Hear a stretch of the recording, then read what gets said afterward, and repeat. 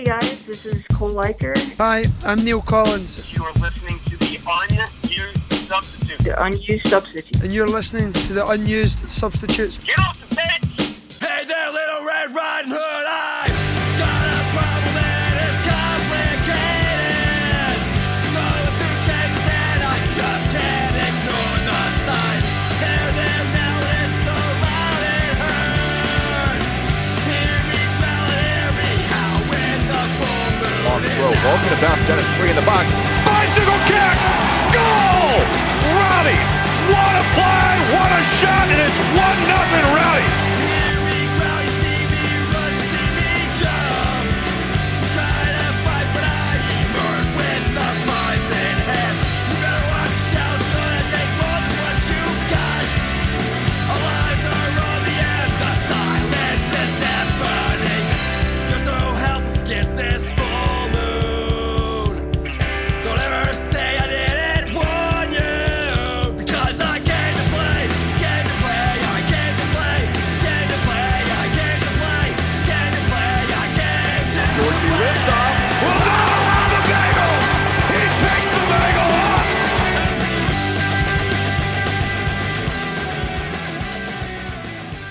Good evening, everyone. You are listening to the Unused Substitutes live on Radio St. Pete, part of the Beautiful Game Network.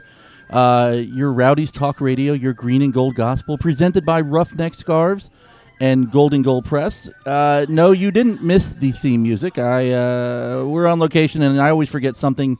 Tonight it was the music, so we're gonna live without it for one night. We'll edit it in for the podcast version. So those of you guys listening to this later on in the week will probably be more confused than normal at what we're saying right now. So let's start off by saying bonjour. My name is Matt, and sitting next to me tonight, because we're live on location at the Shamrock Pub in Sarasota, Stephen. How are you doing, Stephen? Learning to speak French, apparently. I will point out that for tonight's show, both of us are here for the entire show. One of us is not in Montreal. We'll get to all that later. No, that's an entirely different crew with an entirely different set of owners, and they're going to do an entirely different show. In fact, that's where the music is.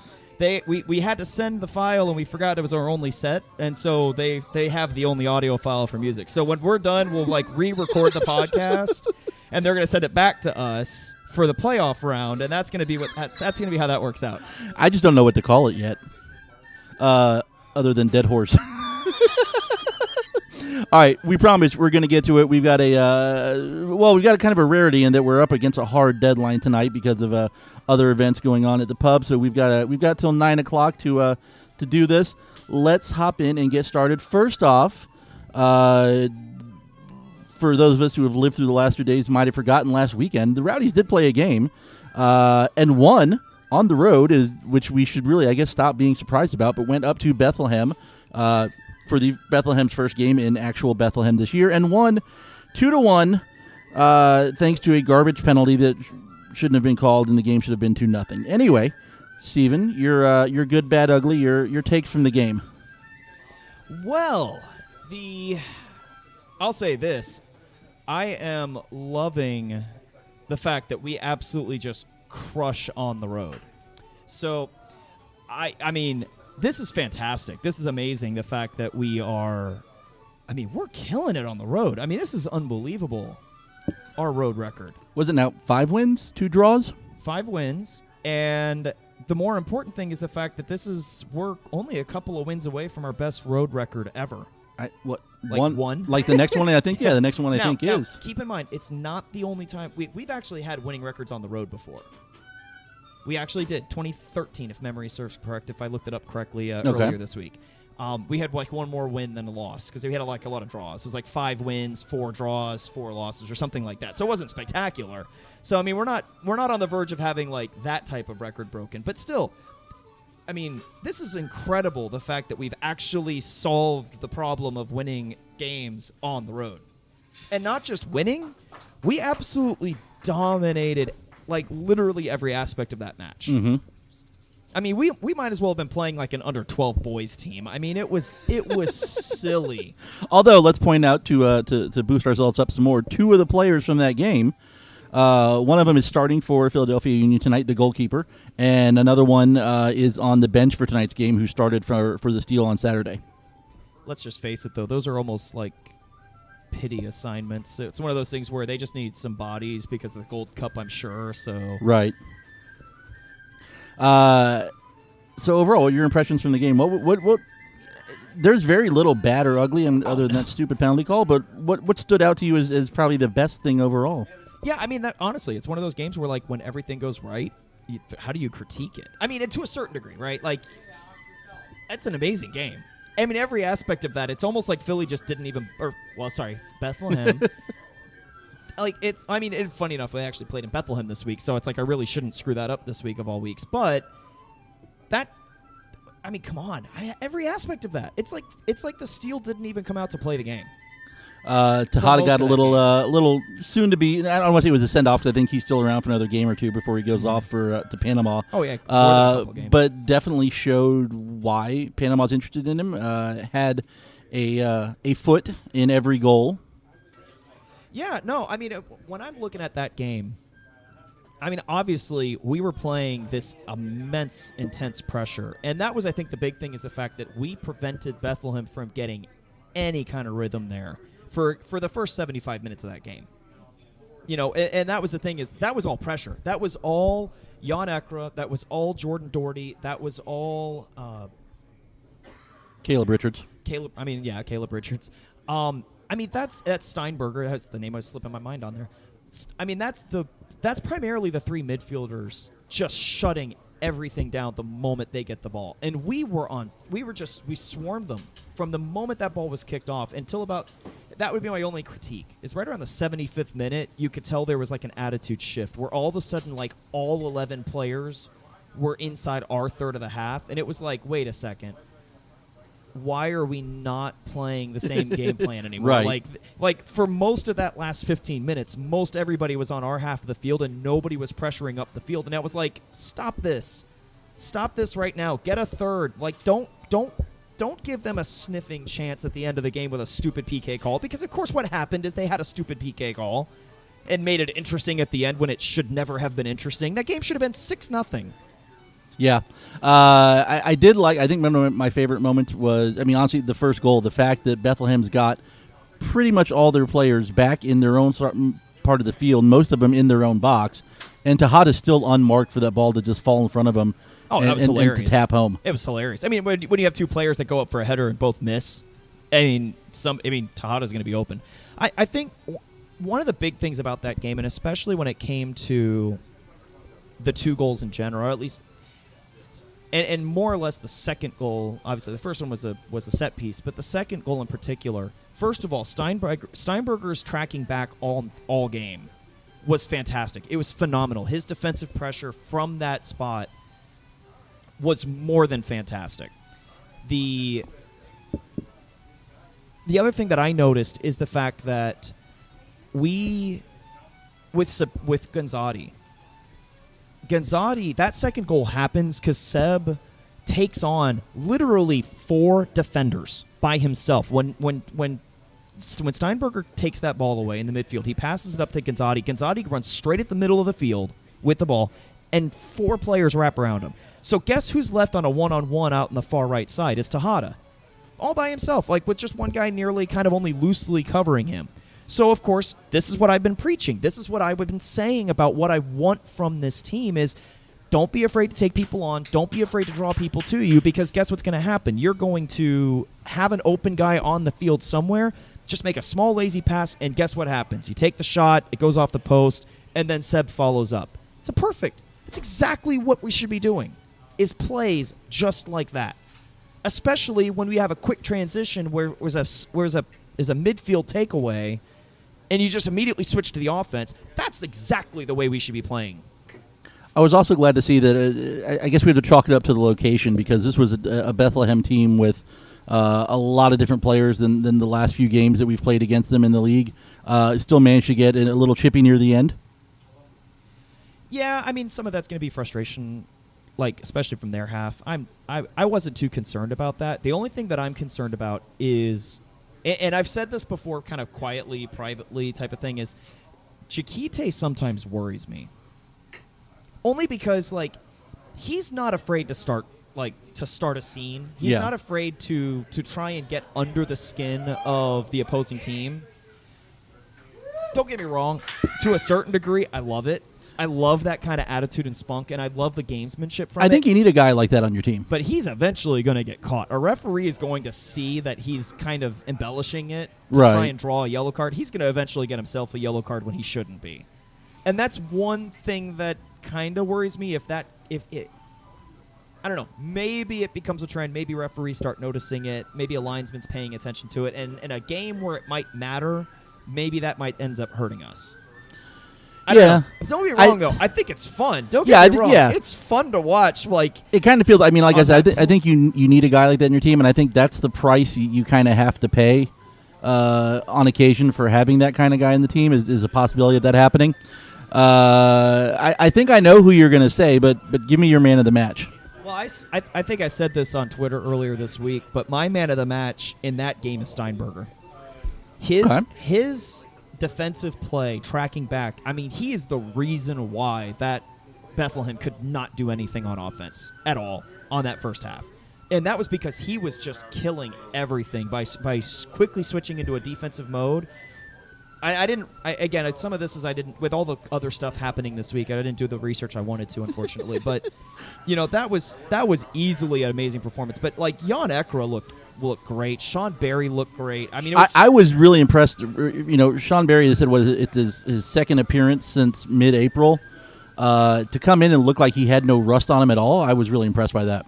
Yeah, and I think right now that's the big thing going forward is the fact that it's like, if everybody's basically back, how good is this team? Well, and I think, and you had mentioned this, I saw in a tweet before the game, and I think it may have been. I don't know that you can base it off of one game and say it's totally answered, but I think we got some answers as to how good Malik Johnson can be. Absolutely. Yeah, that was one of the things I said before the game, is the fact that it's like, with Leo Fernandez on the bench, that shows how close he was to being match fit last week. Right. So that was the thing, as I pointed out on Twitter. So for those of you that don't follow me on Twitter, I try and do a couple of thoughts before each game, or like any good media person. We're always trying to spout some theories before games kick off. That was the first thing that I picked up on. It was the fact that it's like, Malik, this is his game to prove that he deserves to be in a starting 11. Because Fernandez is going to take his place. Right. If he plays poorly in that game. Because Najem's not losing his role. He's been a solid defensive player. Now, that was one of the things, though. When we start looking at players, and we can get into this as far as the discussion for this upcoming week for how we plan this out. But, I mean, there's going to be a very interesting discussion about what types of players you need, not just raw talent, but, like, literally what their role in the formation is. And not everybody, just because you play outside mid, especially on this club, not everybody has the same skill set. So that's going to be something that we're going to get into when we start talking about this upcoming week. But, yeah, Steinberger for me is the man of the match. Okay. Set-piece delivery was the reason for the first goal. It was a perfect delivery. And his interception is what directly led. He got the hockey assist for the second goal. I can see that. I can see people going with Tejada for his involvement in the scoring, and that's always the flashy stuff that sticks out. I really liked Ekra's game. I thought he impressed coming back for his first game in a little while. I mean, there's a lot of good performances all around. I do have one bad and one ugly. Okay. Obviously, I mean, I'm a little upset about the fact that we switched off in the 75th minute, so I'm just going to call that my mild bad for the week. But my ugly, did you see the advertising banner on the side of the field in the steel? Is this the pizza cone? For Chank's? Chank's Pizza Cone. Yes, I tweeted about it. What is that? And it was just like, it's not what like devilry thing is going on in Pennsylvania where they are okay with pizza cones? They must be a big sponsor too, because this wasn't mixed in with like a barrier along the sidelines of all these different advertisers. It was off by itself, kind of like where guys come in when they sub in, so that it would always be in the shot. I tweeted, I'm like, I got to try this. Now, last summer... You could not pay me to try. I saw pictures of it. I went online. I'm like, no, I got to check this out. absolutely not. So last summer, my wife and daughter were in West Virginia for like a week, 10 days for one of my daughter's competitions, and they brought me back what they said they were told is like the state delicacy of West Virginia, which is a pizza roll. It's basically almost like a calzone, or if you took a slice of cheese of pepperoni pizza and just rolled it up, and they're like, oh yeah, they eat these all the time. And now I understand a lot more about West Virginia. I'm surprised their like national food isn't coal flavored pizza or something like that. Like they use coal, like Parmesan cheese. Coal fired. Like, grate it. Yeah, it's coal fired pizza with coal like grated on like Parmesan cheese across the entire top of the pizza. Like, to me, that's West Virginia's national food. All right, so moving on from the game, we had we thrown out there some other notable games to keep an eye on, and we'll talk more about this table here in just a second. But the three big games involving top 10 versus top 10 teams. Pittsburgh beat Red Bull 2 3-0. Told you they're good. Nashville over Ottawa 3-3.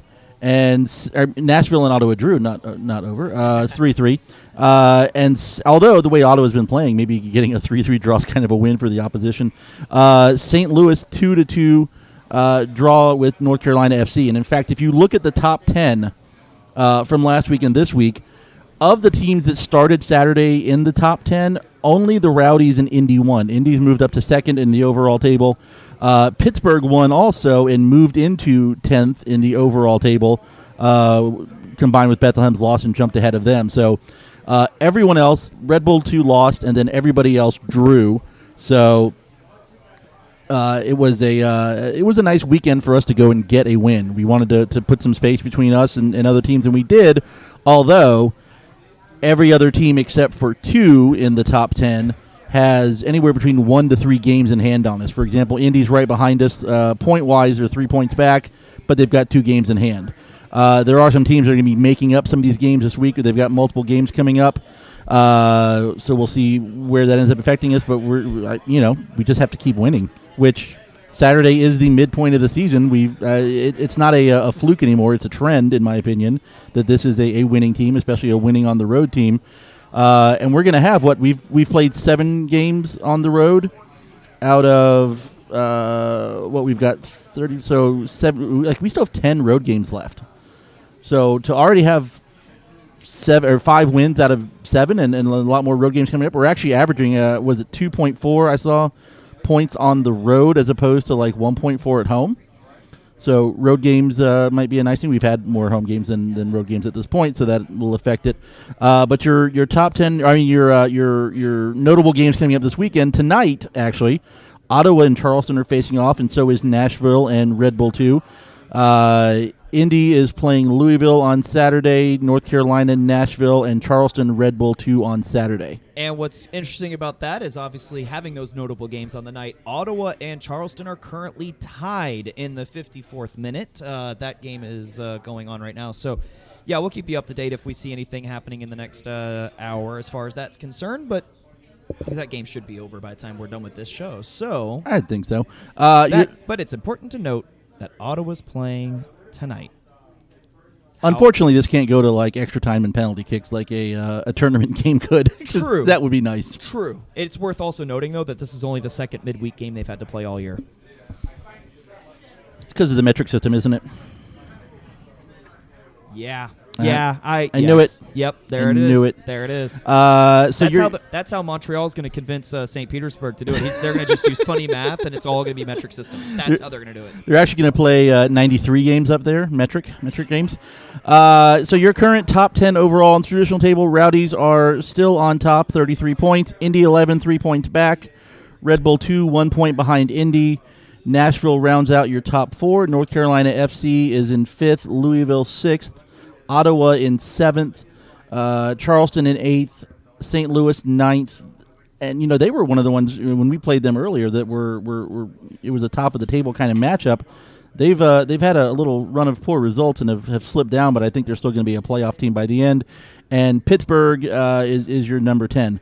There was an article up on the USL site. I don't know if you saw it earlier, talking about the 538 projections about how they're predicting Phoenix wins the cup overall. But one of the things they mentioned in there was if you look at the Eastern Conference top 10 right now, and you look at the space that's starting to open up between the top 10 and the teams underneath them, we might already be looking at the Eastern Conference playoff teams. It's just a matter of jockeying for position. I 100% believe that. I absolutely 100% believe that. I think we all have. I don't see like Bethlehem Steel or Atlanta United 2 or Birmingham. I don't see them, changing their ways and getting back into this race. I mean, Bethlehem's got kind of the only chance, but they've already played 16 games, same as us.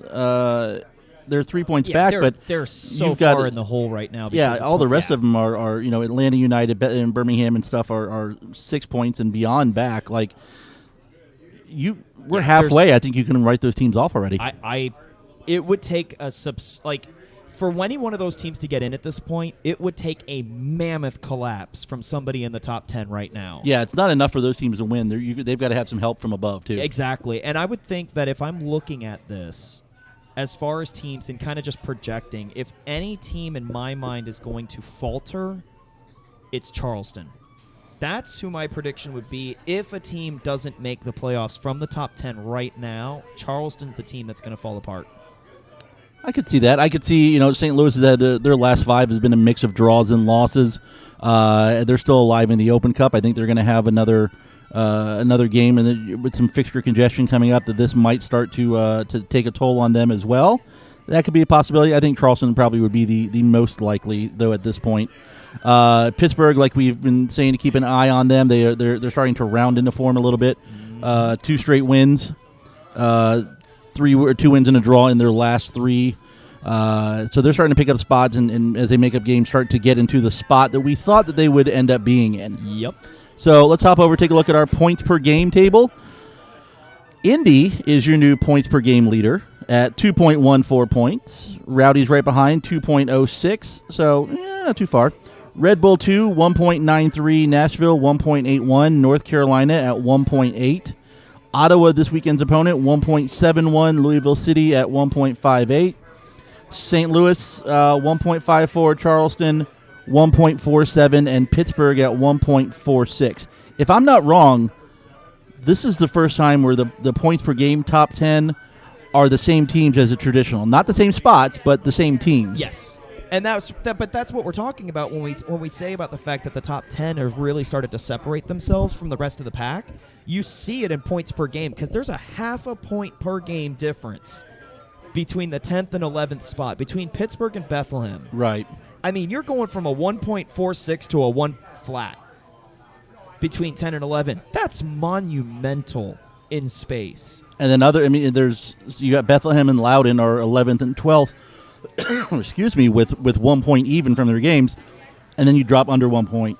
Yeah, I think those teams you can definitely write off. Maybe the points per game. And Loudon's only played 12 games. They're going to have a big run of home games when their stadium opens up. Maybe there's a slight chance, but I don't foresee it. They've got the coaching change now with their head coach going to take an assistant job with DC United, so they're going to replace DC or New England. New England, yeah, with Arena's staff. Mm-hmm. So you're going to have some. I don't want to say stability issues because it's a first-year team, but consistency, I guess, which they still really haven't even found. Yeah, exactly. And I think right now it's pretty fair to say that 3 of the top 4 that should finish the end of the year in that top 4, Indy, Rowdies, and Red Bull 2, in my mind, are going to finish 3 in the top 4. Yeah. So, any other trends you saw on the table that you wanted to mention? Just the fact that it's finally starting to shape out the way that we've been talking the last couple of weeks. I mean, yeah, we're starting to see some agreement. This is I feel like we're doing hurricane forecasts. Is like the spaghetti model of playoff teams. Yes, there it is. We've done it again. Another opportunity for my Rowdies fandom to cross with meteorology in some fashion, and I'm here for it. So would you say at this point that Bethlehem and Loudon are in the cone of uncertainty? Oh, my gosh. You appreciate that one, don't you?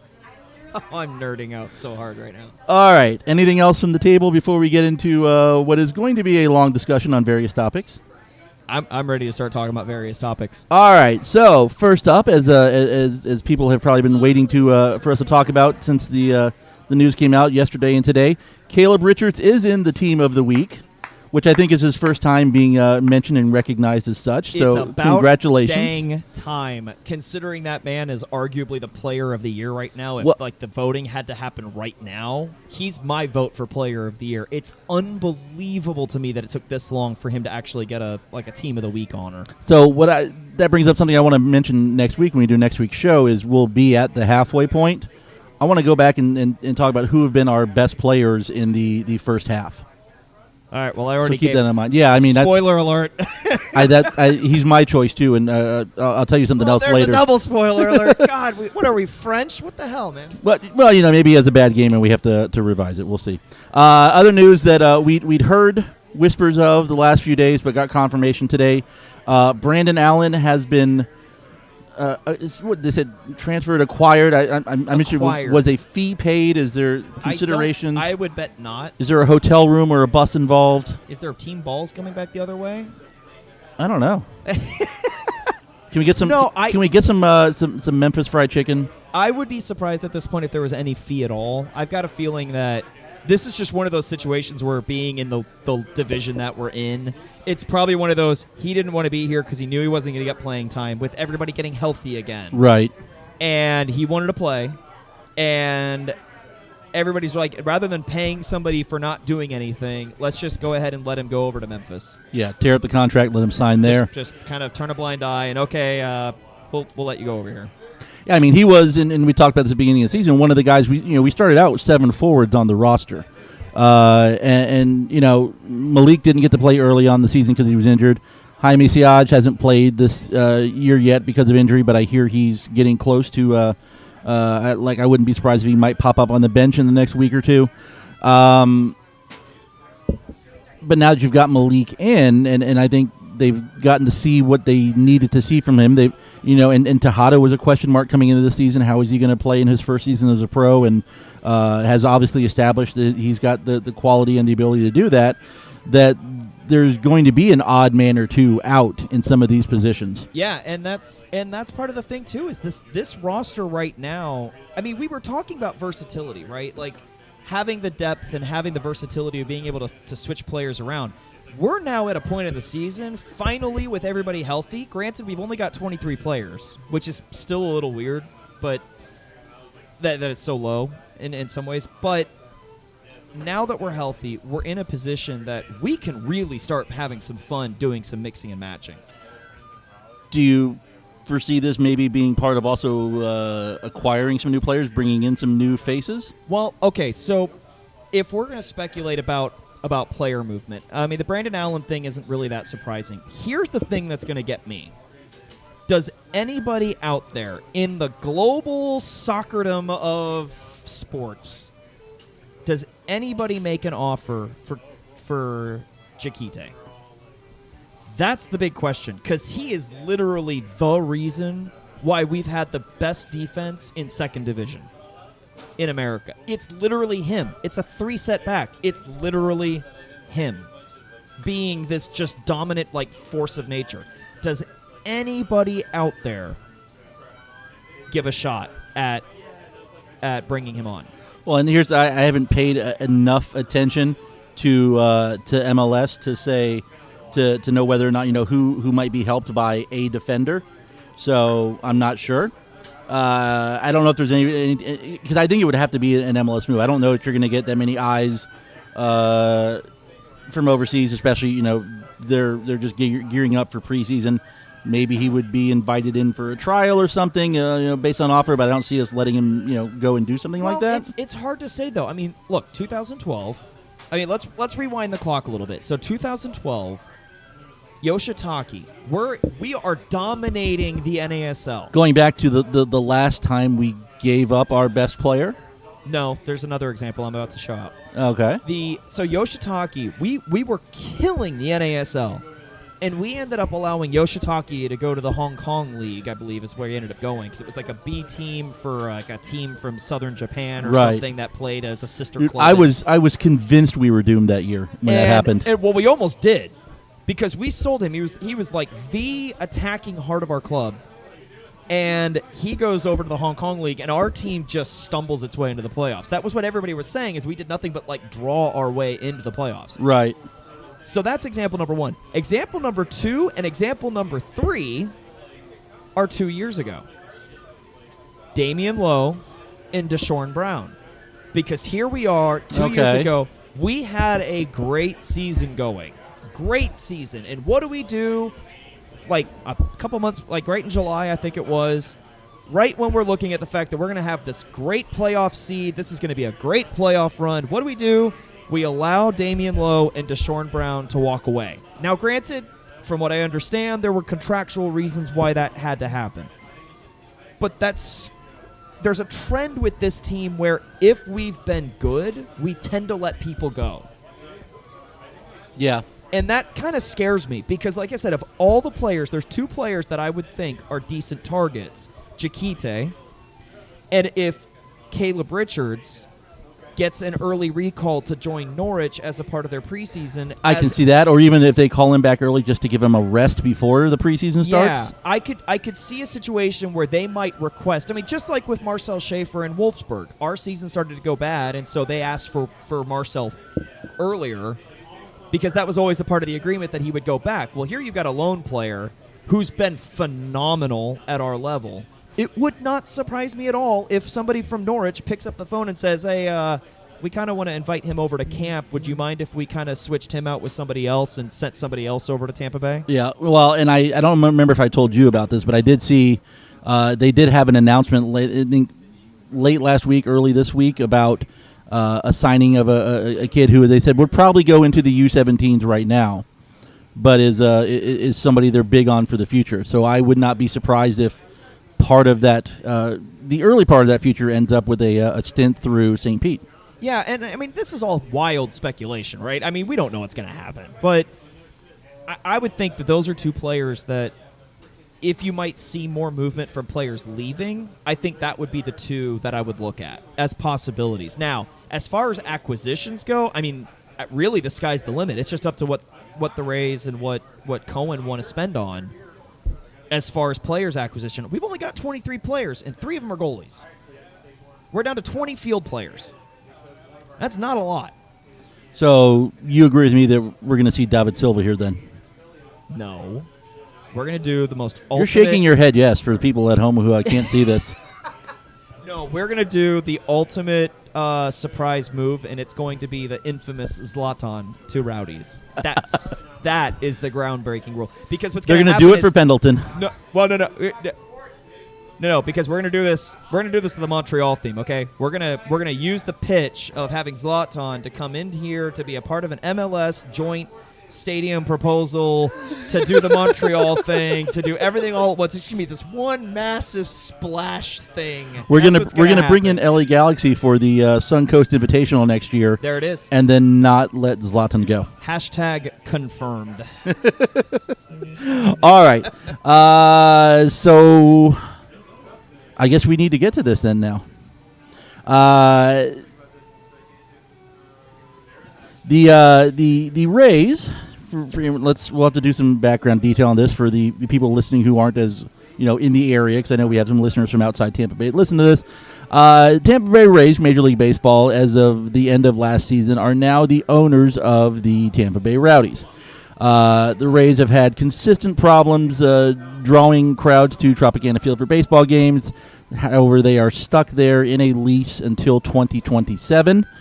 The Rays' primary owner, managing partner, whatever you want to call him, Stu Sternberg, floated the idea, I guess, at the Major League Baseball owners' meetings, and news got out, and then it's being addressed locally now, that they would like to explore the possibility of playing half of their home games in Tampa Bay, in a brand new stadium in Tampa Bay, and half of their home games in a brand new stadium in Montreal, Quebec, Canada. Starting, he says, probably in 2024, if everything was to work out right. If you could get 2 stadiums built, they'd have to get permission from the government of St. Pete because of the terms of the lease, which at this point doesn't sound likely at all, and this all might be a moot point to even talk about, but it's what we're talking about because it's what we've been talking about. In a press conference yesterday at the Dolly, which I got to say, I thought that was an inspired choice to have the press conference there and then to have the guy introduce fellow surrealists. I can have some problems or some questions about how they're doing this, but I appreciated the pageantry involved in that part at least. Sternberg and Brian Auld, who is one of the co-chairmen of the Rowdies, described the idea.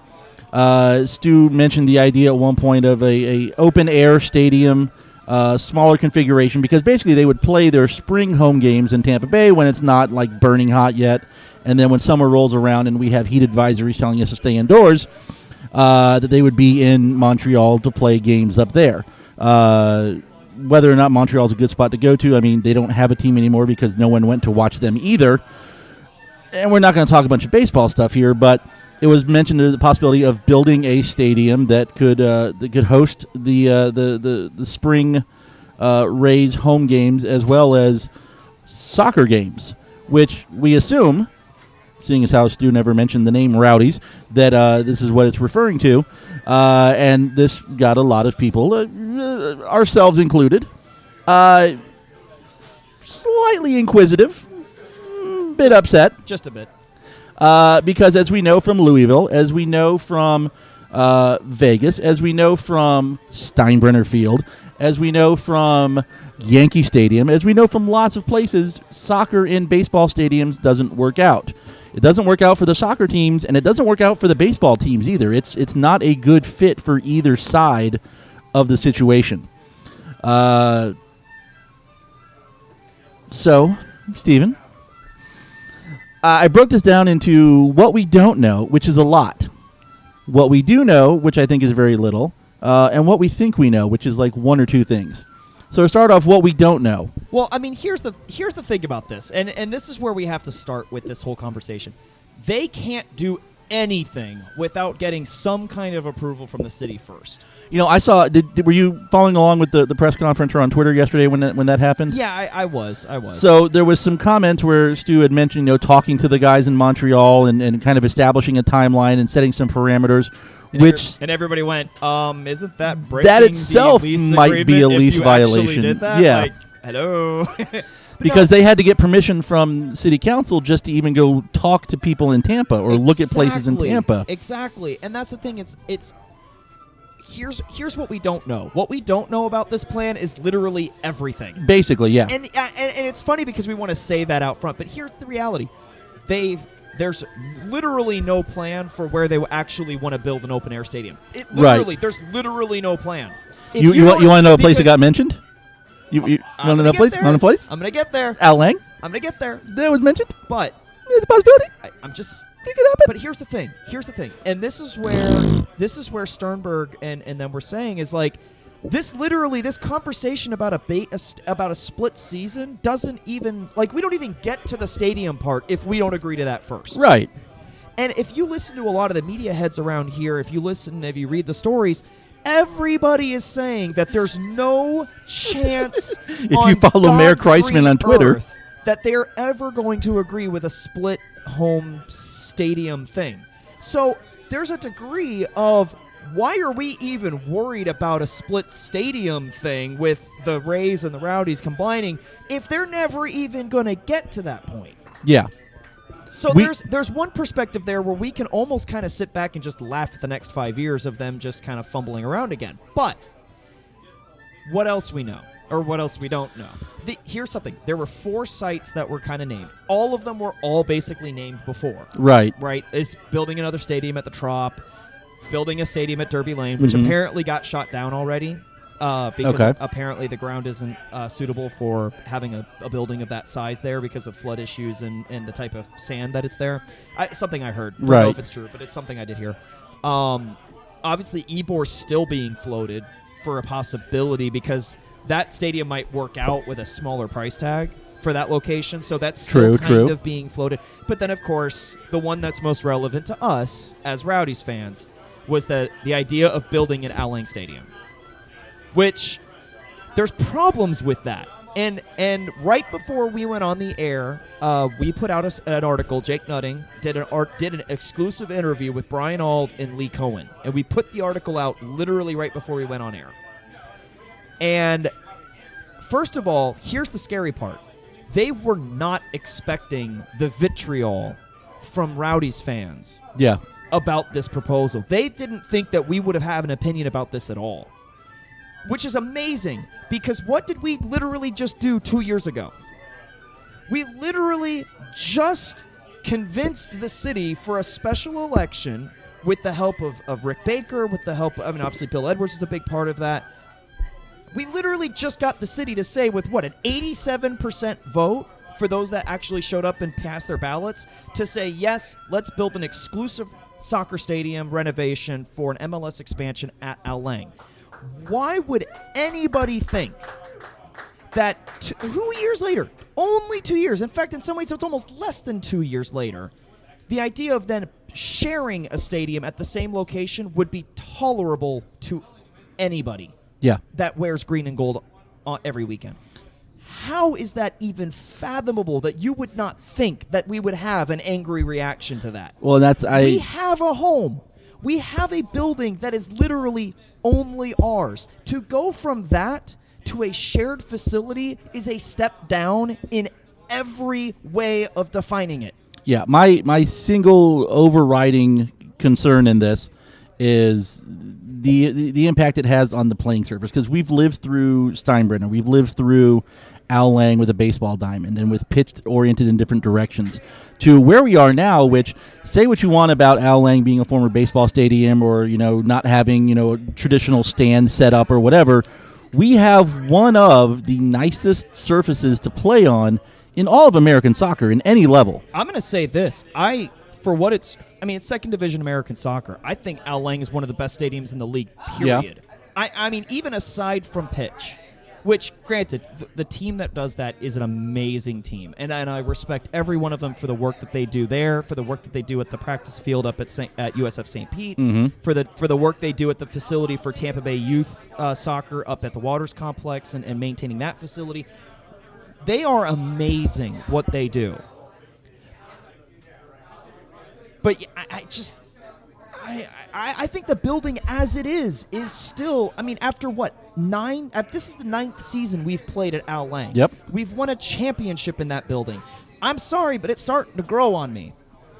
That building is growing on me as a home where I'm just like, I don't give a crap about the quirks of it. I don't give a crap about the deficiencies about it anymore. I absolutely just love this place. I love that you can go out in the concourse during a rainstorm and still not get soaked like we used to. But So that's, one of the things we don't know is how this, if it came to being an Al Lang thing, would happen. Well, here's what we do know about that. Okay. And there's been some disagreement as far as some media heads from a lot of different places not understanding what it meant when the Rays bought the Rowdies. And then flat out lying when confronted with primary source documentation. Not lying. People just say, I don't care, I'm going with my own narrative. Well, yeah. And that was like, I don't care, I'm not going back and redoing my story. Like, they literally don't care if they're printing anything with facts. So here's the facts. When the Rays bought the Rowdies, they did not buy the stadium. Nope. Do you want to know why? Because the Rowdies did not own the stadium. Right. And I went back and I listened to the audio from this call earlier, and then I was chatting with Jake about it while he's writing it up. And because I wanted him to get someone from the Rays on record with what they, or at least in their view, was the situation with them in Al Lang.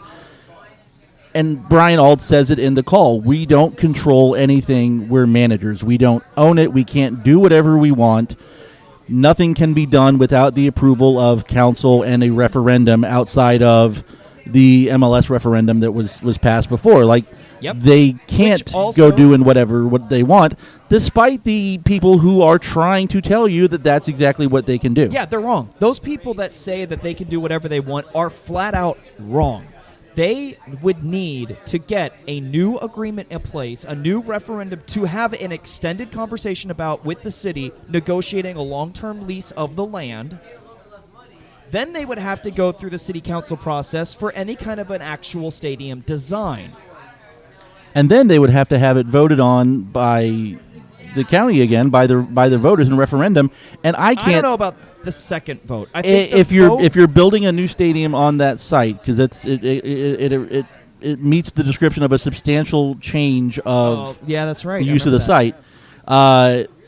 Because when the MLS lease was just the MLS vote was just a vote to extend a 25-year lease, and only if it came with an MLS franchise. Only if it came with an MLS franchise, the important right? Thing here is the fact that referendum, because some people were making a comment about the fact that whether that referendum would carry over to the Rowdies or to the Rays. Here's the thing: is that it doesn't apply to what they're looking to do with the possibility of a jointly owned building or a joint shared facility, unless there actually is an MLS push that would have a combined stadium at Al Lang. That is the only scenario where I can think of that they could use the referendum as voted without having to go through another referendum process. Possibly. There would have to be some... I mean, that's kind of the escape hatch is, hey, we've got the MLS approval, and in the language it says primary but not sole use of the property. But there's still, I thought of this afternoon. There's another thing that factors into this is that parking lot at Al Lang, like where the Skyway Casuals tailgate, and they call it the Turn 5 tailgate because it's Turn 5 of the St. Pete Grand Prix. Are they going to be able to do anything on that site that doesn't impact upon that race being held there? Because that is always seen as a priority of the city is maintaining that. Well, I mean, even if you have to redo the road network a little bit, I don't see that being a problem because you're just going to do the racetrack around the building. It doesn't really change anything on that front. Maybe not. But then the other thing is if you do have to go to a referendum trying to get voters that you have now pissed off with taking away half their baseball games to vote for your stadium, I don't see happening either. So it's put out there, and it's something that got all of our attention and raised our dander a little bit. It to me is, I mean, I think this entire thing is an exercise in futility to begin with. Of course it is. But I think redoing something at Al Lang, I think they're willing to listen to any possibility that gets this done. I don't think that actually gets done. And look, I'm gonna be honest here.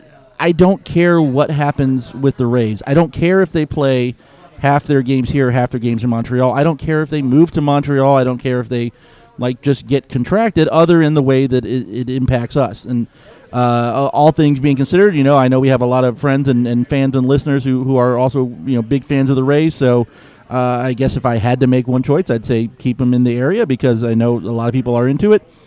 My main concern is how this affects us playing in a facility, and to his credit, all directly addresses that and says if that were to happen, it's something that they would address in the build of the stadium.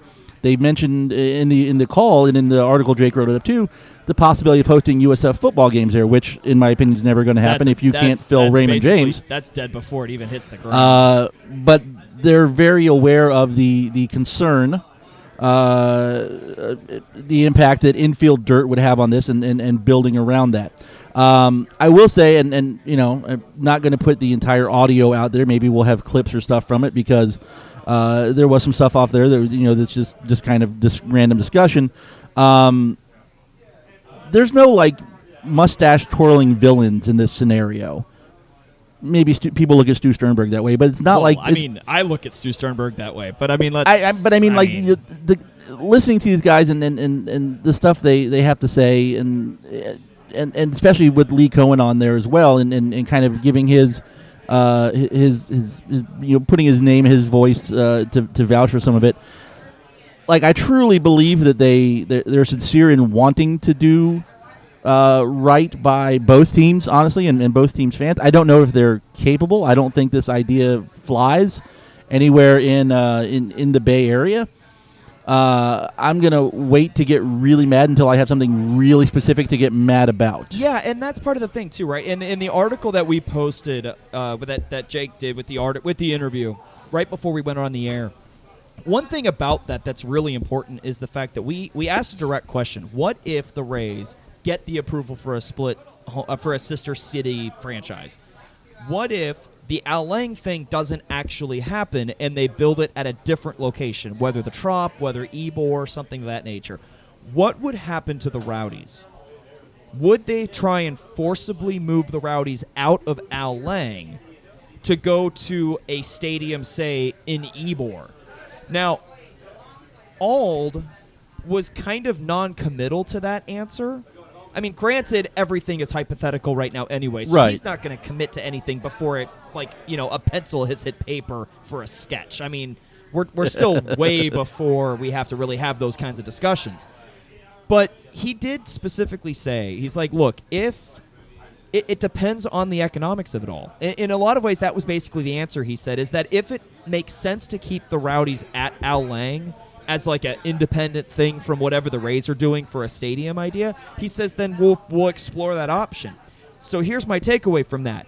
We need butts in the freaking seats at Al Lang to make that a fortress for soccer only, because that's going to be the only way of convincing this, is that if we can show that there are people there, which it's a mystery to me why we don't have 7,700 people there every week after 10 years, but we need to show that that is a solid location for a soccer team, that we're all happy with that as it is, because we also need to be in a position where if they say they want to try and move us out of there, say for Ybor to join with a Rays thing, or if they want to try and force the Rays into that building, I want to be in a position where if we all rebel and say no and put our foot down and say no, that they have to listen and that they can't consider that. What would you say, because I've seen this option floated around, this idea, and I've thought about it a little bit, of a baseball stadium at Al Lang with the Trop site redeveloped for a soccer-specific stadium for the Rowdies. So funny enough about that, we actually talked about that a year ago. It was actually a poll question that I put out on Twitter a year ago, literally. This because it was something that was floated in a part of the discussions and things about that.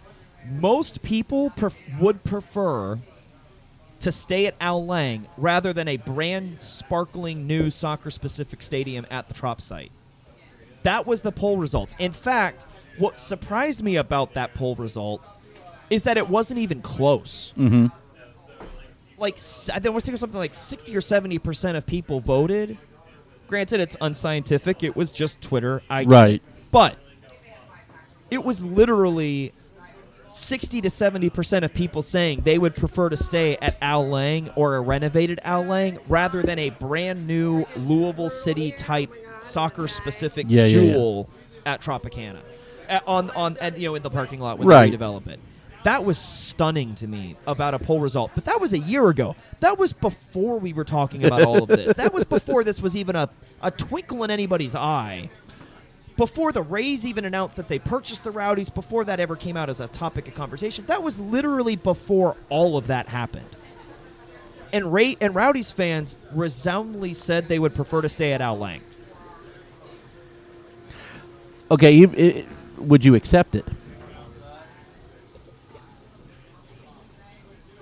Look, I was the president of Ralph's Mob the year that we went from NASL to USL. So this is your fault? You listen here. You don't blame me for this. No. Look, there was a significant amount of responsibility for that, of like how we reacted as a supporter group was going to define the future of the club. Right. Because if we had decided at that moment that we were going to walk away from the whole thing and say we reject the USL system and the USL ownership style, that we were going to kill the Rowdies that year. Like we were prepared to walk away from it all. Like that was some of the theories that were out there, because it was either you're going to go or you're not, to a USL Rowdies team. And we decided to take the measured approach and saying, look, is it what we want? Do we want to play two teams? No, nobody wants to. Everybody wants to play independently run teams with history and everything else. We get it. But at the same time, we're here not to support ownership. We're here to support the 11 players on the pitch that have Tampa Bay across their chest. Are you setting me up for a really good segue here? No. Because with that in mind, because we've only got a few minutes left, should we talk about Ottawa? No, we're going to talk to Ottawa. It's easy. Okay. But for me, if it's forced upon me, I'm not going to abandon the guys on the pitch. Because to me, that's what it's all about. Right. And that's been my position from the beginning, is that I'm not there for any of the politics going on. I'm literally there because I love the guys that wear Tampa Bay on their shirts. That's who I'm there for. That's why I do what I do. That's why I love this club. That's why I'm a supporter. And why even if that happened with the Rays, in 5 or 6 years, I would still go, and I would still support the guys. All right, so Stephen Cundiff supports moving the Rays to Tropicana Field. I hate everything about you, Matt. No, it's Which, if I remember correctly, the Rowdies are the sole owners of Tropicana Field and can do whatever they want to it, right? There was actually a thought of that, of what if the Rowdies had one game at Tropicana Field? Just one. Just one. Game. Can I tell you from all my research this week what that means? The Rowdies play one game at Tropicana Field just because they want to. Council can cancel their lease at Al Lang. Any game not played at Al Lang for any reason, not due to well, then never mind. Natural disaster or stadiums or something, it can be used as grounds to terminate the lease. Well, that's kind of weird. Well, then I guess that wouldn't happen. That's the two ways that the council can terminate is if the Rowdies are not a member of MLS, USL, NASL, or if they play elsewhere without a basically valid excuse. Fascinating. Yeah. I didn't know that. I've been researching agreements and leases and all kinds of stuff. The City Council of St. Pete does a very good job of keeping good minutes and agendas to have all this information out there. All right, we will continue to follow this as it develops, as it seems like it will, for about 5 years. Yeah. Roughly. But right now, we are going to talk about what we do know is that the Rowdies are playing Ottawa Fury on Saturday at Al Lang for this year's Pride Night. Ottawa last year, 2018, I think last year's first year in USL, right? They hung out in NASL for an extra year. 10th in the East, did not qualify for the playoffs. This year they are currently 6-2-6, 2-1-4 away in 7th place. Leading scorers are Moore Sam with 6 goals, Wall Fall with 5 goals, and Cristiano Francois with 4 goals. You might remember the name Wallfall. He's the one that scored the only goal against us in Rochester for our loss in Rochester the first year in USL. Leading assists, Sam has 4. Carl Hayworth, who goes back to NASL days with Ottawa, 3. Francois with 3 as well. Chances created, Hayworth 29, Sam 14, and Fall 13. Their offense clearly revolves around these 3 guys. They've kept 5 clean sheets all year. They've conceded 14 goals. About 1/3 of their goals have come from outside of the box, 1 on a direct free kick, so it's a team you've got to keep an eye on from distance as well. They've shown the ability to do this so far. It's going to be an interesting matchup. They haven't done great away from home. However, Popovic, who was their head coach, took over as their head coach last year. He's 2 wins or 3 wins away from becoming the winningest Ottawa Fury coach, taking the lead over Mark Dos Santos and doing it in about 10 less games. So they've definitely made some improvements with their playing personnel. They've definitely made some improvements with their coaching structure as well. It's not the same old Ottawa. You don't have a keeper saving the ball and lying on the pitch for 5 minutes. They're still not a prolific scoring offense, but they are a different Ottawa team than we faced in the past. Yeah, and that's the thing, right? Again, they suck on the road. They're 2-1-4 away. Granted, they play on a plastic pitch at home, so that might be a part of it. But they play a 4-3-3. Okay, they're 3 midfielders that primarily play minutes. Fall, Ward, and Manella have been fantastic. They have been a dominant force, and that's a reason why they've had so many draws in a row. They haven't lost a game in 4 or 5. In fact, I'd have to go and double check the results tonight. We'll see where they are right now, but I know going in this game, I think they've drawn 4 of their last 5 and won the other. Something like that, yeah. So, that is a team that we're going to be in a really tough battle for the midfield, where it's going to be a question of how much pressure we want to put on. Because, again, it's a 4-3-3, just like what the Steel did against us. So if we can play the same way that we played in Bethlehem and do that here at home in front of a good fired-up home crowd, We can dominate this team just like we did Bethlehem. I absolutely for sure believe that. But it's going to take that level of intensity. It's going to take our 3 midfield positions getting in there. Now, here's the big question for you. With Leo Fernandez back, who and where do you put players for kind of formational tweaks with everybody healthy? Do you think we see anything major change? Do we see any minor changes? Are we going to see everything the same? What is your take? I think you still see Malik this weekend. Okay, where? In that spot where he's kind of been playing, because he's on the roster as a forward, but he's kind of played. Has he played that kind of that left wing spot a little bit? He's played as both midfielders, both outside mids. Okay. This was the question that I had: is maybe you see him as a striker just to keep him on the field? I don't know. I think you might see him come in as a striker when Tejada misses a game for qualifying, but I think July 20th. Yeah, honestly, I think Neil rolls with what's been working for him right now. Fair enough. All right, we need to wrap this up because we're going to lose the ability to give any good sound coming out here in just a few minutes. I'm going to send my We Love You out to our good friend Dan and his cat. Rest in peace, Pickles. Steven, you got a We Love You? You would put me on the spot. No. You're terrible. I didn't even think about it. Steven doesn't love anybody. All right, thank you to our friends Wolfface for the music, Radio St. Pete, and Shamrock Pub for hosting us tonight. Thank you to you guys for continuing to make time in your schedule to listen to us live or later. Please share, subscribe, rate, and review. If you'd like to support the show on an ongoing basis, visit our Patreon, patreon.com/unusedsubspod. Thank you again to our sponsor, Roughneck Scarves, the official scarf supplier of MLS, USL, and US Soccer. Get custom scarves for your group or team, even if they play in 2 cities, at roughneckscarves.com. This is the part where we play the theme, the exit music, but don't have it handy, so it'll play after my voice when I edit in later. A kick in the grass. Go Predictions: 2-1 for the Rowdies. I'm going to do another 2-0. All right. We'll talk to you guys next week. See ya.